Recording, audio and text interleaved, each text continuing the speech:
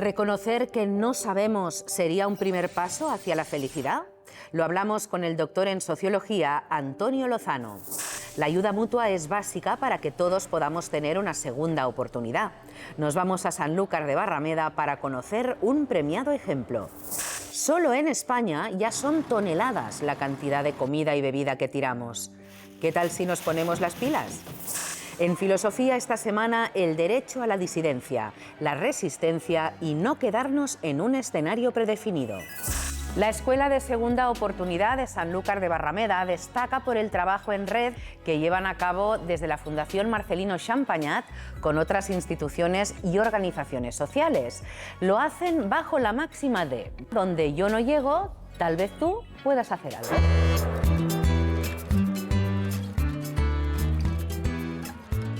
Sanlúcar de Barrameda, desembocadura del río Guadalquivir, un lugar internacionalmente conocido por las carreras de caballos que se celebran en la playa, por la Plaza del Cabildo y por sus lugares de buen comer, beber y celebrar.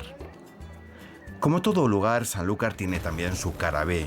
Este estratégico emplazamiento es utilizado por el narcotráfico como una vía de entrada de droga, utilizando el lecho fluvial del Guadalquivir para hacerla llegar hasta Sevilla. Por ello hay tanta vigilancia de la Guardia Civil y también por ello los narcos pueden pagar a chavales miles de euros por una tarde a cambio de que avisen de la presencia de estas fuerzas de seguridad del Estado en el río. Es el llamado dinero fácil. Un dinero que supone una poderosa tentación para un municipio que tiene un índice de paro del 25% y una alta tasa de abandono escolar.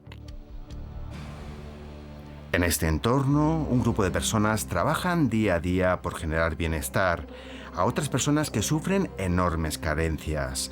Un bienestar presente y futuro a través de escuelas de segunda oportunidad y otro tipo de ayudas sociales. A nosotros nos vienen chicos y chicas que han abandonado los estudios muy pronto porque o les ha pasado algo en casa o han tenido una situación difícil en casa. Y también porque han querido dejarlo porque sí, porque no le ha gustado el ambiente del instituto. Hemos tenido también algún caso de que han sufrido bullying en el instituto y la han tenido que dejar y después han retomado sus estudios con nosotros. Y también vienen muchos chicos y chicas derivados de servicios sociales y del aula de asentismo de educación que detectan el asentismo a esa edad tan temprana que hemos dicho. Pero hasta los 16 años no pueden entrar en la fundación porque tienen la edad obligatoria de escolarización. Tenemos ejemplos de jóvenes que han conseguido el título de la prueba libre, por prueba libre del título de la ESO, de educación secundaria. Tenemos personas que han llevado a cabo acciones formativas de cocina, de peón, que han conseguido trabajar, iniciar en el mercado laboral, una mejor vida, mejorar su situación socioeconómica, que principalmente y prioritariamente es nuestro objetivo. Desde la persona que llega aquí en el contacto cero. Iniciar la relación es buscar una mejora de esa persona.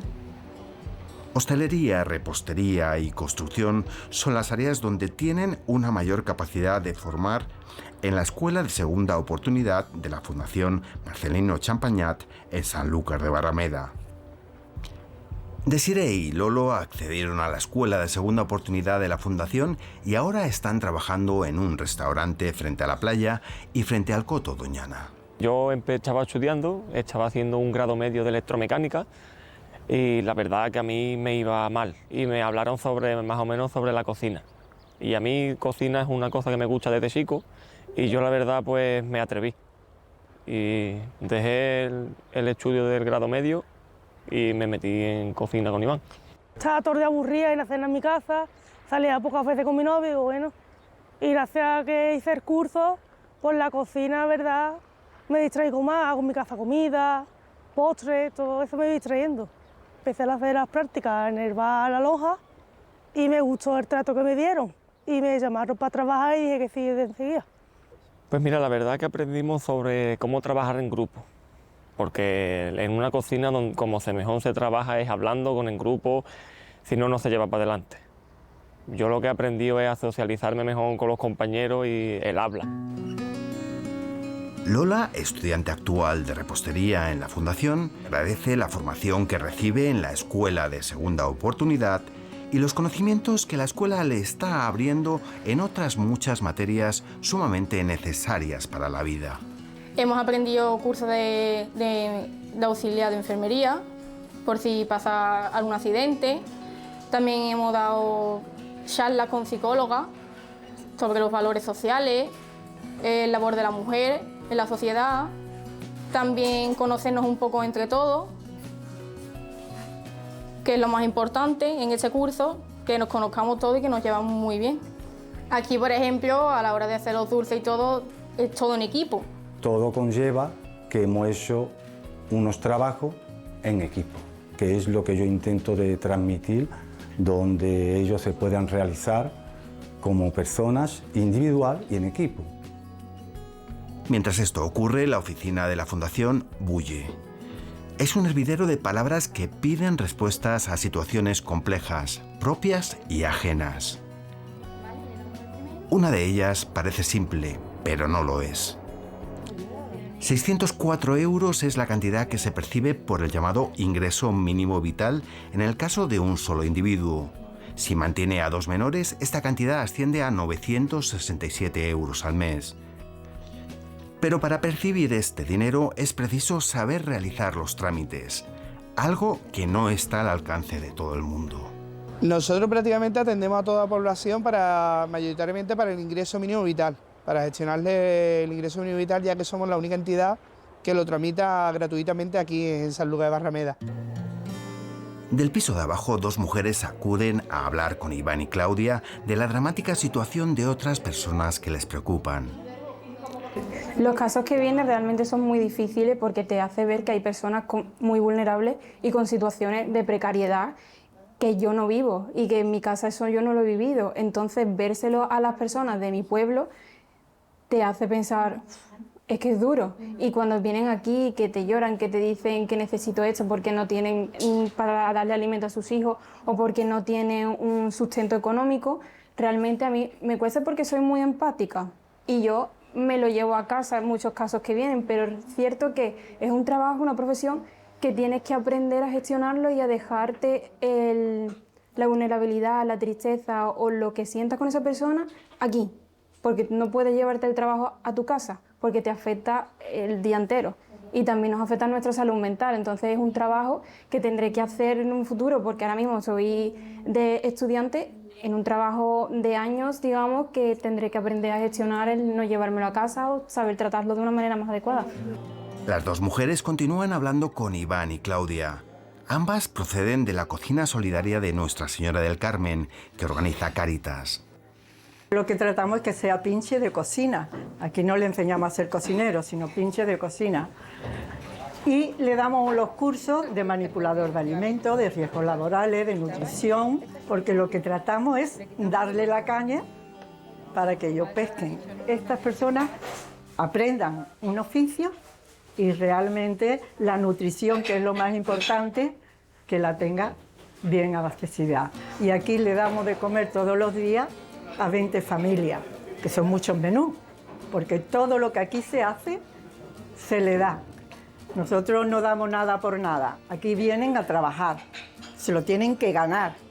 Entonces, cuando se van con la bolsa, es igual que el sueldo, porque lógicamente no tienen que pagar butano, no tienen que pagar apenas luz y no tienen que comprar apenas cosas.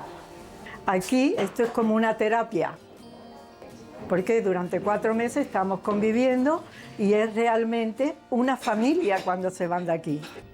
En el fluir del día, Iván, como en otras muchas ocasiones, va a hablar con Regina de uno de los temas que comparten en su trabajo en red. Donde tú no llegas, llego yo, o llega el ayuntamiento u otras organizaciones, pero alguien tiene que llegar. Todo un lema, un leitmotiv, la motivación de unas vidas que tanto ofrecen a los demás. La cara A de un lugar llamado Sanlúcar de Barrameda.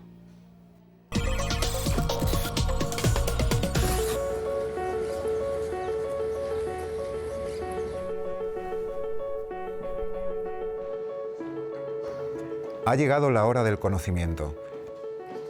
La tarea ineludible hoy es descender hasta las entrañas de la historia portando una luz implacable que purifique y revele. El escenario del mundo y el activismo social.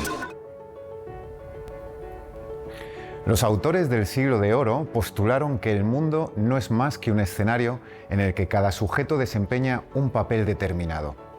Ahora bien, ¿debemos aceptar ese escenario tal y como nos viene dado o nos está permitido cuestionarlo?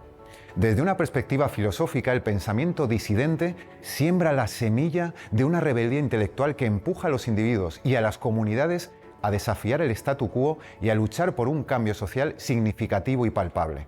El gobierno debería fundarse en un consciente y responsable consentimiento de los gobernados, que a su vez poseen el derecho natural de rebelarse contra las instituciones gubernamentales cuando éstas pasan por alto nuestros derechos fundamentales. Es decir, la resistencia frente al gobierno debería ser legítima cuando los gobernantes actúan en contra de los intereses generales del pueblo. ¿Pero acaso hemos perdido esta capacidad? En un escenario muchas veces marcado por la desigualdad social, la opresión o la injusticia, la disidencia y la resistencia y el pensar filosófico nos instan a no dejarnos arrastrar por lo que nos presentan como inevitable e inamovible, porque no debemos adaptarnos a todo. Movilizarse en común frente a la apatía. En un momento histórico caracterizado por la crisis ambiental, la normalización de los malestares psicológicos, la desigualdad económica y la manipulación emocional, la apatía no puede ser una opción. Frente a la desidia que a menudo amenaza con paralizarnos y que nos condena a la inacción, el acto de movilizarse en común es uno de los retos morales de nuestro tiempo. Por eso sería conveniente situar nuestra responsabilidad individual como centro de nuestra vida. La libertad encierra una responsabilidad moral hacia los demás y hacia el mundo que habitamos, y no solo hacia nosotros mismos. Por tanto, el mundo no es lo que es, como suele decirse, sino que el mundo es lo que hacemos de él y con él. Más que nunca hay que dar la importancia adecuada a la acción política y a la participación en la esfera pública como ingredientes ineludibles de nuestra condición comunitaria. La apatía es un síntoma de la desvinculación del individuo respecto a la esfera política y social, un distanciamiento que amenaza los cimientos de la democracia y la libertad. Por ello, el diálogo y la acción común son actos de resistencia necesarios que cuestionan la alienación, la desidia y la indiferencia, y nos sitúan en el mundo de un modo moral y activamente comprometido. Comunidad de espíritus y acción colectiva. En su obra El hombre y lo divino, aparecida en 1955, María Zambrano se refiere a un concepto que explicita la importancia de entablar un diálogo social que ponga sobre la mesa nuestras preocupaciones comunes y que no nos condene a nuestro universo privado. Ese concepto es el de comunidad de los espíritus, un espacio no físico en el que las individualidades se encuentran y quedan entrelazadas más allá de las diferencias que nos separan. Desde las coordenadas del pensamiento de Zambrano, el motivo para movilizarnos colectivamente surge de la necesidad humana de trascender el aislamiento y la soledad, para poder encontrar un sentido de pertenencia y propósito en una comunidad. Porque, como planteó Aristóteles, somos constitutivamente animales sociales. Al reconocer en libertad nuestra interdependencia y nuestra capacidad para influir en el mundo junto con otros, nos sentimos impulsados a participar en la acción colectiva. Frente a los discursos actuales que nos empujan a ser empresarios de nosotros mismos y a ser totalmente independientes, Zambrano aboga por una comunidad espiritual intersubjetiva que trasciende cualquier diferencia aparente y que nos pone en la senda de practicar la solidaridad y la acción colectiva.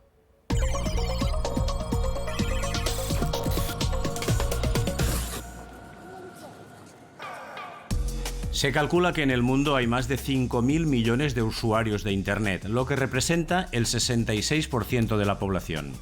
En España, el 96% de los hogares tienen acceso a Internet, y las redes sociales y los buscadores son las páginas más utilizadas.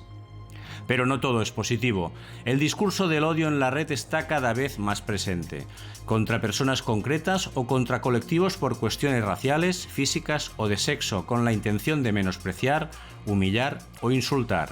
En las redes sociales, este odio suele esconderse bajo el anonimato y la impunidad. Por eso el delito de odio está tipificado en el Código Penal para ofrecer protección y respuesta. En Alemania han puesto en marcha una campaña para luchar contra el odio en la red. La organización Hate Aid ayuda a las víctimas a denunciar. En la actualidad trabajan en un proyecto para apoyar a mujeres víctimas de uso indebido de su imagen con fines pornográficos, como cuando una mujer encuentra su imagen online donde su cuerpo ha sido sustituido por una imagen pornográfica. Una práctica cada vez más habitual entre jóvenes que pretenden ridiculizar, hacer broma o acosar a chicas de su entorno, delitos que pueden ser denunciados ante la policía y la justicia.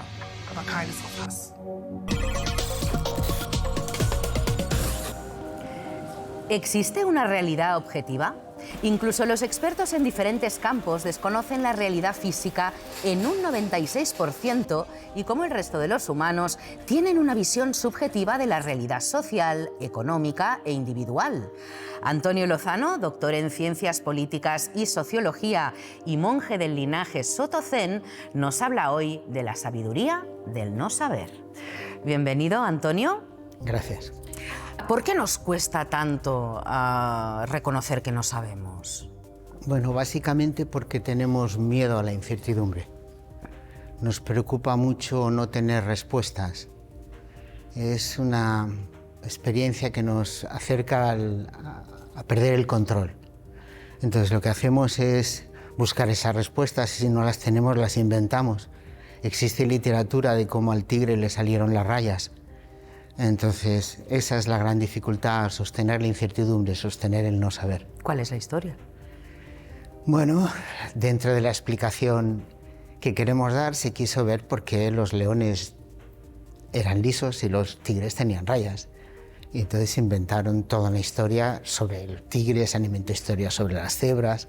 Y con el tiempo, por ejemplo, las cebras se descubrió que simplemente era una defensa natural contra la picada del mosquito y los insectos, porque esas tiras los desviaban, pero sobre eso se habían inventado mil cosas, ¿no? Ese es el tema, nos cuesta sostener la incertidumbre. Pero si lo aceptáramos, nuestra vida sería más ligera, si consiguiéramos aceptarlo. Sería magnífico. Sería liberarnos de un estrés que no nos corresponde. Sería entender que nuestro propósito es, nuestro rol en la vida es muy diferente. Nuestro rol en realidad es experimentar la vida, danzar con ella, armonizarnos. El intentar tener respuestas para todo lo que nos lleva es a una frustración continua, ¿no? Pero nuestro cerebro, de alguna forma, sí que está diseñado para encontrar respuestas a todo lo que nos preguntamos. Bueno, a todo. Bueno, es la fantasía. Es una de las fantasías. Hay una gran suerte en vivir en este siglo XXI y es el avance tan vertiginoso que ha hecho la ciencia desde finales del siglo XX hasta hoy. Hoy sabemos que nuestro cerebro, que es una herramienta maravillosa y sofisticada, tiene como función principal organizar y controlar todas las respuestas automáticas que necesita dar el cuerpo para mantenernos vivos, y la segunda gran función es elaborar predicciones. Nosotros tenemos 4,5 millones de años de historia. Durante esos 4,5 millones de años de historia hasta quizá el siglo XVIII hemos sido un animal en peligro de extinción.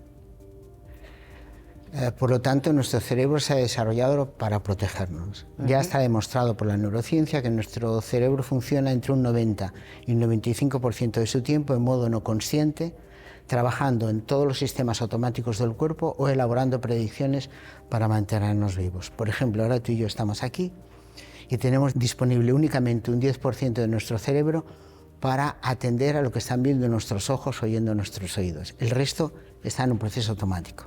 Y dentro de ese 10%, una gran parte está funcionando a todos los estímulos aprendidos en el inconsciente.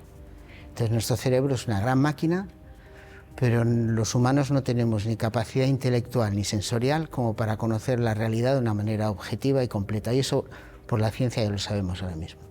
Y la ciencia...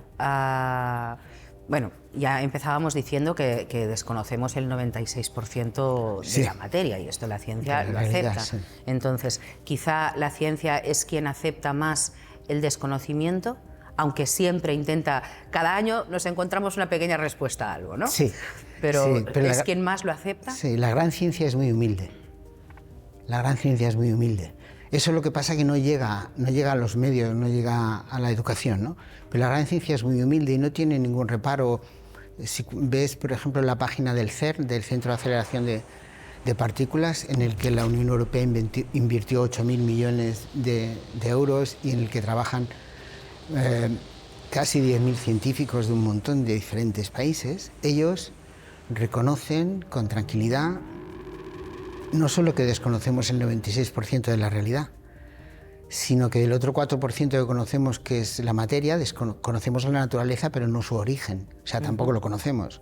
De hecho, por no conocer, no conocemos si estamos viviendo en el único universo existente. Stephen Hawking y Thomas Hertog trabajaron durante toda su vida en la hipótesis de que era imposible un solo suceso, un solo Big Bang, con lo cual es muy posible que haya universos paralelos funcionando y nosotros estemos en uno de ellos. O sea que por desconocer, la ciencia reconoce desconocer hasta eso.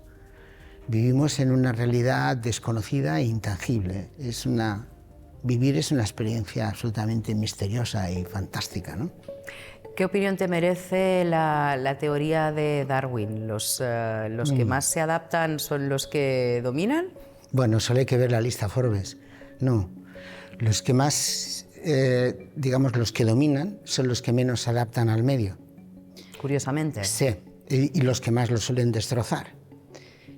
La base de la naturaleza y de la evolución, eso ya lo conocemos por las teorías de Gaia, que son más certeras que las teorías darwinistas. La base de la evolución es la colaboración, no la competición. De hecho, 150 años después de Darwin, sus teorías siguen sin poderse demostrar en el laboratorio. Entonces, la base de cómo la vida ha aparecido, que por cierto desconocemos cómo han aparecido las 5 líneas de vida, la base es la colaboración, es decir, nosotros venimos con origen en las células procariotas que evolucionan y llegan a células eucariotas y ese salto lo dan por colaboración, no por competición. Entonces la base nuestra, y de hecho nuestra naturaleza, es colaborativa. En tu libro dices, bueno, planteas varios campos de desconocimiento, unos cuantos. ¿Cuál sería el que a ti más te apasiona? Sí, el que más me fascina es el desconocimiento que tenemos sobre la condición humana. Algo que muchas personas pretenden o suponen conocer. De hecho, este libro está escrito con una idea de utilidad.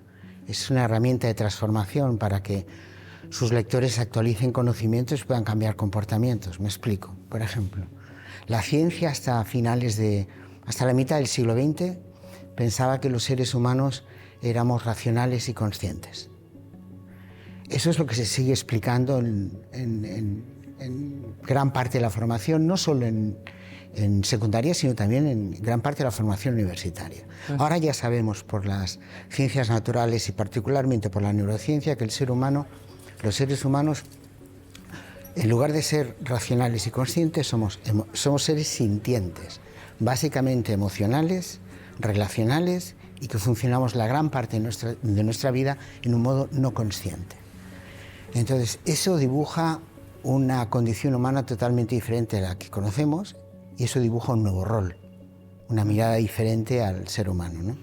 Entonces, me fascina porque cuando entras en profundidad, cada vez tienes menos respuestas a las grandes preguntas. Yo, por ejemplo, me fui a estudiar sociología buscando respuestas y me licencié, me doctoré y cuando acabé mi doctorado tenía más preguntas sin respuestas que cuando empecé y tenía un foco. Fui un alumno bastante pesado para mis profesores porque era muy apasionado, muy preguntón, ¿no? ¿Tuviste más respuestas quizá ordenándote monje soto zen? Dices que pasaste del intelecto al silencio. Sí. No sé si esto te dio más paz y felicidad, y con esto acabamos. Sí, no, me dio serenidad. Es decir, cuando entras en el silencio, en el zen es a través de la meditación. El zen es una práctica muy sencilla que se basa en zazen, en la meditación zen, que es una meditación en silencio. Lo que activas es una capacidad que tenemos todos los seres humanos, que es la atención consciente. Entras en el silencio. Entras en la consciencia más allá del pensamiento.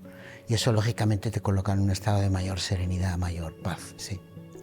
Muchísimas gracias, Antonio, por haber venido a Para Todos Lados. Con serenidad nos vamos. Un placer, gracias.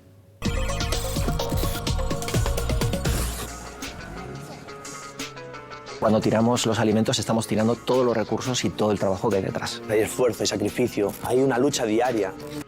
Buena parte de los alimentos que se producen en el mundo acaban en la basura. Solo en España se desperdiciaron 1,17 millones de toneladas de comidas y bebidas en 2022, unos 65 kilos y medio por habitante. Visitamos la Agencia Española para la Seguridad Alimentaria y la Nutrición para conocer qué se puede hacer para evitar este despilfarro. ¿Qué consideráis desperdicio alimentario? Hablamos de desperdicio alimentario cuando eliminamos aquellos alimentos, tanto en casa como en el supermercado, que todavía son aptos y que los podemos consumir sin ningún problema, pero que los tiramos. Nuestro trabajo es garantizar que los alimentos que nos llegan a la población son seguros, son saludables y también son sostenibles con el ambiente en el que vivimos. Y como la necesidad agudiza el ingenio, organizaciones y aplicaciones informáticas entran en juego para evitar que parte de los excedentes alimentarios acaben en la basura.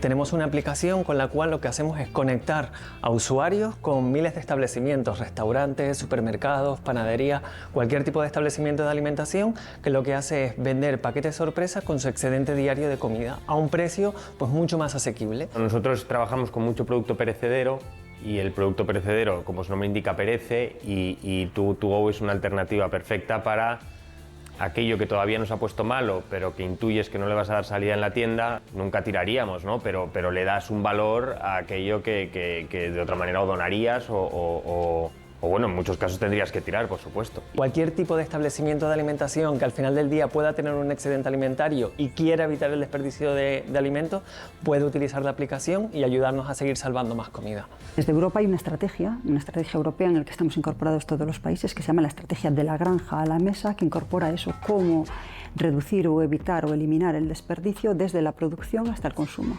de manera sostenible, porque lo más insostenible es desperdiciar los alimentos que ya han sido producidos. ReFood básicamente busca redistribuir el excedente alimentario de diferentes establecimientos y darle una salida hacia las familias de las personas que tienen más necesidad.